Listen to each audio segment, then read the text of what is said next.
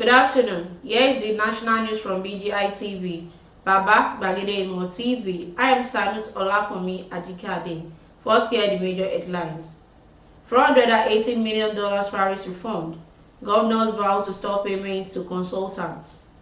Aribisha's impeachment, display of rascality. Tribunal reserves judgment. Bandit abduct 4 in Safara. Demand new Naira notes as ransom. Wife stabs husband to death over sexual demands. And lastly, on sports. Japan beat Germany 2-1 in World Cup shock. Now hear the news in details.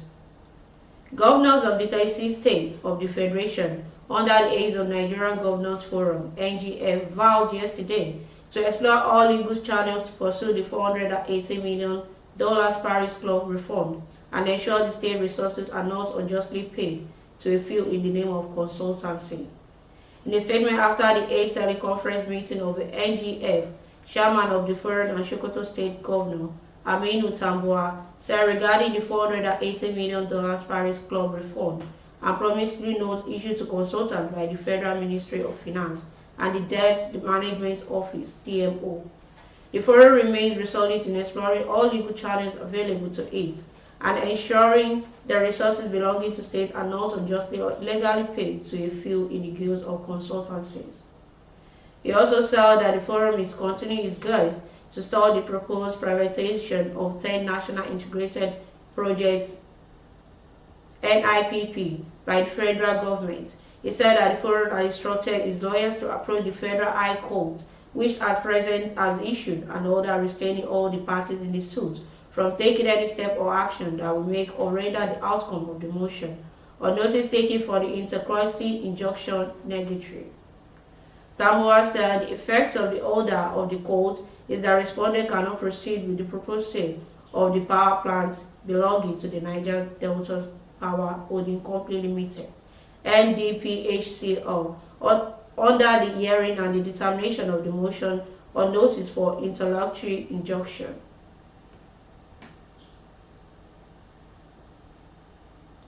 Senior advocate of Nigeria of Ekiti State origin, led by Chief Afe Babalola, Wole Olanipekun, and 5 others, yesterday described the impeachment of the embattled Speaker of the House of Assembly, Mr. Gboyega Aribisha's, as crass exhibition of brute force and illegality. The legal icons expressed concern over the inaction of Governor Biodun Oyebanji, while the lawmakers were brazenly displaying legislatively rascality with reckless abandon. Reacting to the removal of Aribisha's from office and the subsequent election of Mrs. Bome Adelugba, the lawyer faulted the speedy way of which the lawmakers had moved against Aribisha's, other flimsy excuses and unleashed their venom on him. Signatories to the statement were Chief Afe Babalola San, Chief Wole Olanipekun San, Dele Adeshina San, Oludaramola San, Femi Falana San, Dayo Akinlaja San, and Gboyega Oyewole San. The statement reads to say the very least the situation in the Ekiti State House of Assembly should be extremely grave concern to every decent and discerning mind. Before going further, it is persisted the underscore of the prime importance of the State House of Assembly in the affairs of any state in the country. The Election Petition Tribunal sitting in Ekiti yesterday reserved judgment to a date to be communicated to parties in the dispute arising from the governorship election held on 18th June 2022 in Ekiti State, which produced Governor Biodun Oyebanji as the winner. The chairman of the 3-member panel, Justice Wilfred Poshi, reserved judgment for a later date after all parties adopted their final written addresses at the sitting end inside the pad courtroom in Ado Ekiti. At the adoption of written addresses, Governor Oyebanji's party, the All Progressive Congress (APC), and the Independent National Electoral Commission (INEC) yesterday, or the Election Petition Tribunal to dismiss the petition filed by the Social Democratic Party (SDP) governorship candidate Chief Segun Oni. Oyebanji maintained that Oni and his party, the SDP, has failed woefully to sufficiently discharge the burden to prove on them to convince the tribunal that the election did not comply with the provisions of the Electoral Act. and the Constitution of the Federal Republic of Nigeria 1999 as amended.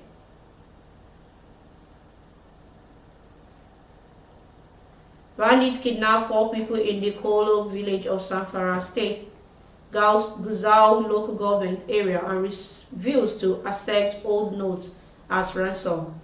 According to Channels Television, the band initially demanded 10 million naira as a ransom, but after negotiation, they agreed to accept 5 million naira. According to sources in the area, the abductors sent a message on Tuesday stating that they would not release the kidnapped victims until the Central Bank of Nigeria issued new naira notes. As they were trying to gather the money demanded by the terrorists, they sent another message that they would not collect old naira notes, the source said. They said they would keep the abducted person in their camps until next month, December, when the new naira notes will be in circulation. Police authorities in Zamfara State are yet to comment on this latest abduction as effort to reach spokesperson reported. A 27-year-old housewife, Odunayo Olumale, has reportedly stabbed her husband, Olamilekan Salaudeen, to death for making sexual advances at her. The incident happened 3 months after the couple reconciled and reunited after a separation. Speaking in Ibadan while parading the suspect at the Oyo Police Command headquarters, Eleyele, Ibadan, yesterday, police spokesman Adewale Oshifeso said the preliminary investigation showed that the deceased and his wife returned to their house in Okoba area of Oyo town on the day of the incident after their 3-month separation. Oshifeso said on Ismaila Tijani reported at Dover Divisional Police Headquarters that his son named Olamilekan Salaudeen, age 35, was stabbed to death with a knife by his wife, Odunayo.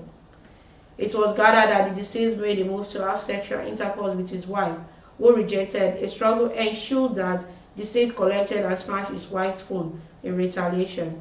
The deceased was stabbed on the chest, leading to his death. And lastly, on sports.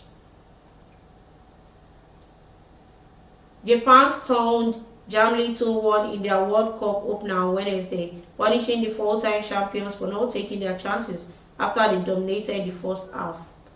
The German team covered their mouth for the team photo before the match in a powerful protest against FIFA's decision to ban rainbow-themed armbands. Hansi Flick's team come to Qatar under aid pressure to avoid the disaster of 2018, when they failed to make it out of the group stage in Russia as holders. They took the lead through a first-half penalty from Ike Gundogan and should have been out of sight after creating a host of chances. And that concludes the national news for this hour. But before we go, here's some of the major headlines once again. $480 million Paris refund. Governors vow to stop payment to consultants. Arabisogos impeachment, display of rascality. Tribunal reserves judgment. Bandits abduct 4 in Zamfara, demand new naira note as ransom. To join us on all our social media handles, on Facebook as Gbagede Imo with Alawiye Adebayo, follow us there and share the page, and on Instagram as Gbagede Imo _22, follow us there and share the page, and on YouTube as Baba Gbagede Imo TV. Subscribe to our YouTube channel and turn on your post notification bell. And for the placement of your advert or event coverage, call the number showing on the screen. Thanks so much for always watching our news on BGI TV. I am Sanut Olakomi Ajikade. Bye for now.